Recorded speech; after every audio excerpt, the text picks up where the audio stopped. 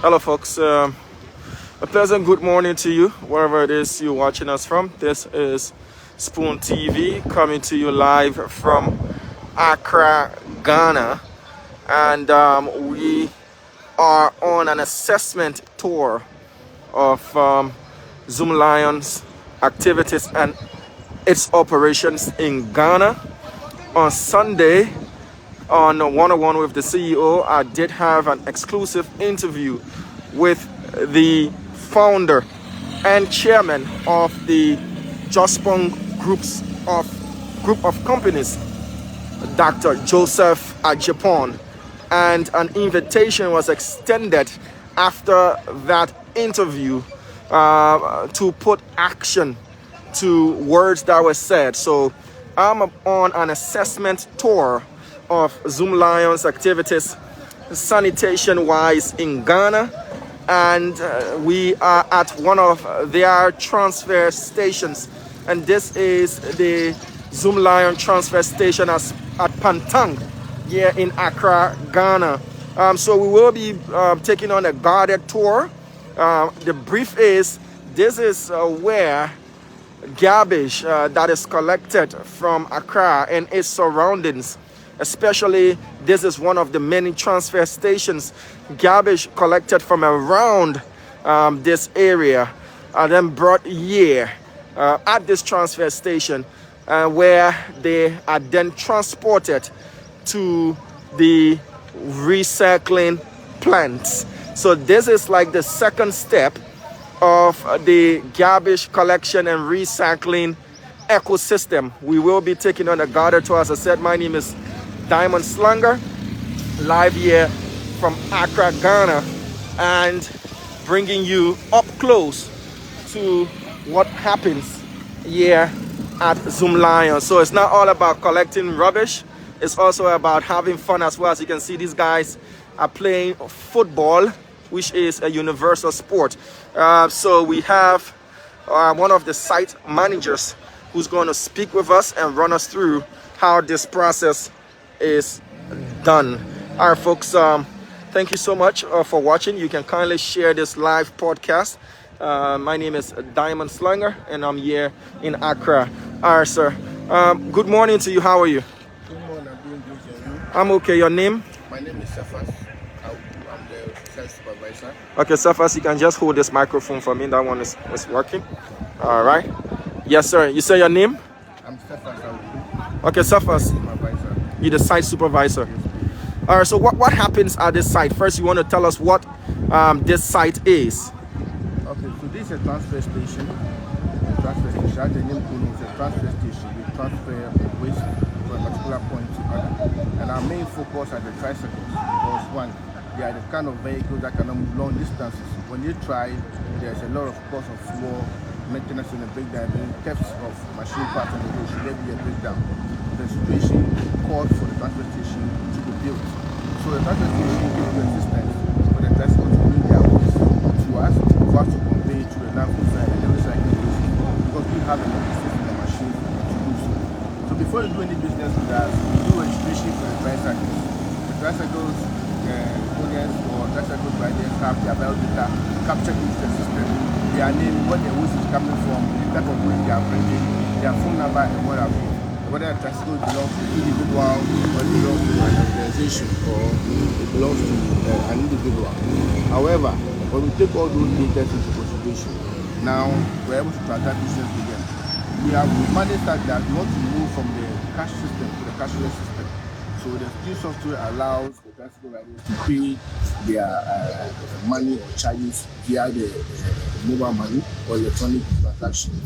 So when you come to the first are going to tricycle over in IC, when the time waits for us to commence operation is around 8:30 the tricycle moves onto the scale. When they come onto the scale, then Where is the scale? So the bridge you see over here is a scale, it's a digital scale. When you come on it, it's able to detect the amount of weight you brought in and give you a bill. So the screen is displayed so that whatever the customer is scanning has a visual display of what is on the system. And then we also encourage the tricycle riders to be able to understand the way we charge. Currently, we charge $150 per ton. So when you come and you see your gross on it, you can do the calculation yourself and see that this X amount of money that was charged is correct. The system inside there also helps administrators or managers of the facility to monitor operations and the financial aspects of the tricycles. So the system is like that when you log onto the system, you can tell when the tricycles came onto the street today and how much the tricycles paid. A random check. The randomly answer how much you pay, what's your name. So when you log onto the system, you will tell that yes, this person pays this amount of money. That person pays. Now after payment, after payment, you go straight to the machine. This machine is a Turkish design. It has two sections. You have the holding bay and the working floor. As the name connotes, the holding bay holds the weight for temporary sometimes. So where is the holding bay? Okay, can we go a bit closer? It holds the weight for some time in a situation where the truck has gone to the recycling center, are going to the last. Now it allows you to temporarily sort the recyclables, i.e. the PET bottles, the papers, the plastics, and what have you. In the process of breakdown or machine repair, you can also cut the weight there for some time once you fill the machine. Then, when the truck goes to the last side, you have about 20 or 30 seconds to make the weight. What you do is the weight of time of the back. The second part of the glass is the layer transport the weight from the ground and to the glass from the back. When you start the tricycle, that has been the traditional communication for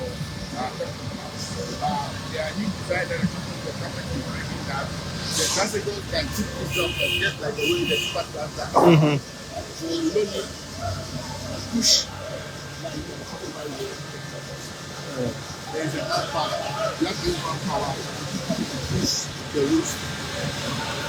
New tricycle that is coming from hospital to the system that can tip this from there. So this system eventually will be outdated. Have a new tricycle that is tip this off, that don't need any back one effort. All that I can do.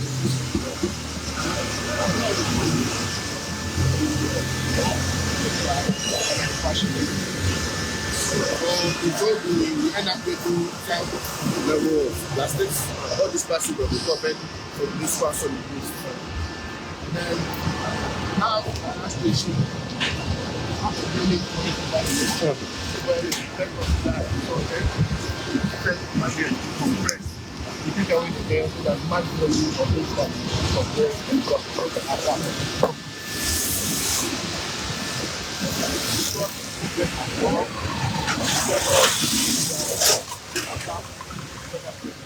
So these tricycle operators, are they employees of Zoomlion, and does Zoomlion also give them any sort of equipment to improve their services? All we do is that first of all, we engage them through our we engage them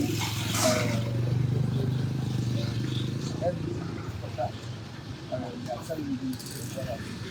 We have an appreciation that we run them. We are doing rather than helping. And also, they are being educated in how to see the aspects of the job they are doing, because moving on the highway and stuff is somehow risky. So we do that. It's challenging though, but we know that in time we're going to accomplish what we want to accomplish. So this is just the second step in the waste management and recycling ecosystem. The first is collecting from the various communities. And now it's being brought here at the transfer station. And from here, where do you take the waste that has been sorted? I can see plastic bottles, cans, and the rest. And that is where they are. Is that where the organic waste is conveyed, or is what has been sorted out? So this is that if you don't have the facilities in the company, so all these things that you see right here, sent to ACAP, but you have the machinery for the company. So when we do partial sorting of the plastics, the rest is sent to ACAP. However, those that have been sorted into the ACAP, they have the machine for the rest of the sent to ACAP. Okay. All right. So basically, what you do here is you receive from the communities through these tricycle operators or SMEs or CBEs. You sort them out partially. You load them onto trucks as such, and then you take them to. Okay. All right. All right. So on average, how many tons per day do you get transferred here? Oh, we just put about 300 tons a day. And looking at this place so close, I see residential quarters, I see houses and the rest, including churches all around this place. What's the period for transferring of waste from this place to the compost plant? Do they sleep? Do you have waste sleeping over, or is within a 24-hour period? Anytime we have about 1 hour 30 minutes in the loop. After 1 hour 30 minutes, the traffic is inspection of the time. So every 1 hour 30 minutes, you load a truck like that, and it's going to the compost plant.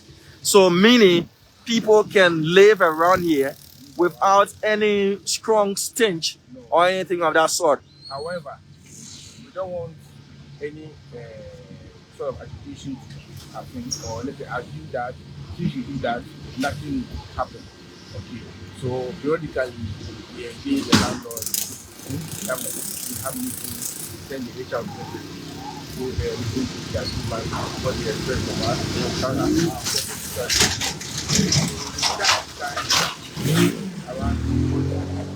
Now that once every quarter we go and see their way for food. Okay, so to make sure that you enjoy a good relationship with your immediate community, you engage the landlord association quarterly. So if they have any complaints, you can review those complaints and rework around them. But I've got one last question for you. Prior to the establishment of this transfer station, was there the existence of a garbage heap, what we call bola? Was there anything of that sort here? Can we go out? Can we go out? Okay. All right, folks. Actually, more than 3 decades, more than 2 decades, when we rented it, we have some but now it's not working. So it's about more than 5 years now that it's not working.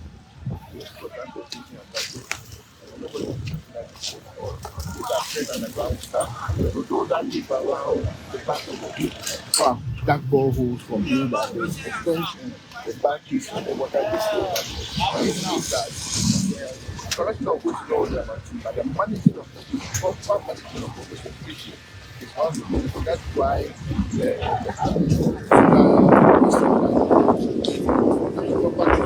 engineer landfill site so that the purchase can be collected.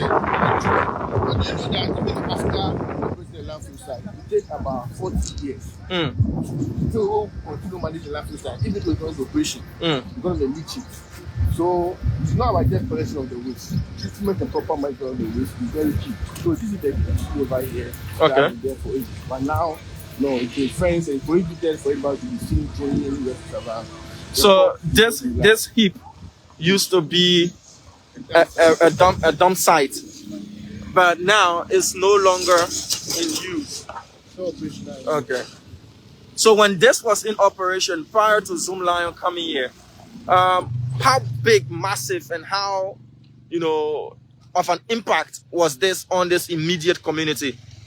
You can't even live here. That like nobody wants to hear about Pantai. It's affected the hospital itself and nursing school. When I mean you choose, nobody wants to choose Pantai as the place of study with the nurses because the stent move all the way to the junction over there. As soon as you come in, the stent will welcome you and nobody wants to be here. The smoke was all over. You can't even see someone who's about 1 meter ahead of you because the fire was just not quenching. You couldn't quench the fire. It was burning 24/7. But now, you see, people are not living there. A lot of people now building their houses. You realize that now the place and business is booming over here as well. Okay. Rent over here is also very expensive because of the transfer station existence. So with the establishment of just the transfer station and its operation, what would you say Zoomlion has done in terms of employment, informal, formal, and then its impact on this community and Ghana as a whole? The value chain is very long. Even let's start from the manufacturer of the tricycles and any other vehicle that is to this place of management. Because you know that someone will be ready to buy to need for work, you produce. The person produce and come in, the custom, the shipping company, they all take their money. When it comes, the financial institution that have the financial muscles to buy more and give people on installment basis also make their commission. Now, the registration of those tricycles by DVL and other institutions also get a commission from that. Then the Harbour Association, which the news person also have some stickers and permits for you to work in accommodation. Also make money from it. Now, the one that the tricycle has been working in employment, the main second person working with employment. But the machine breaks down and you prepare the spare parts and also employment, fines, war, and all this engine oil, all sorts of employment. Coming here, okay, we the employers are we have a direct employment. So the value is right. All right. Thank you so much. Your name again? I'm Cephas Aoku is the operations supervisor here at the Zoomlion Pantan transfer station. So he just outlined the value chain in terms of employment and economic benefits. This is not the major plant of Zoomlion. This is just one of the transfer stations, and this is in Pantan here in Accra. We will be making our way to assess other operations of Zoomlion, put in action to words that were said by Dr. Joseph Ajapon. Zoomlion is just one of 75 companies under the Jospong group of companies. My name is Diamond Slanger from Accra, Ghana. We'll be making our way to the next stop from Pantan. We'll be going to the composting station and we'll show you all of what is happening. Thank you so much for watching and bye-bye.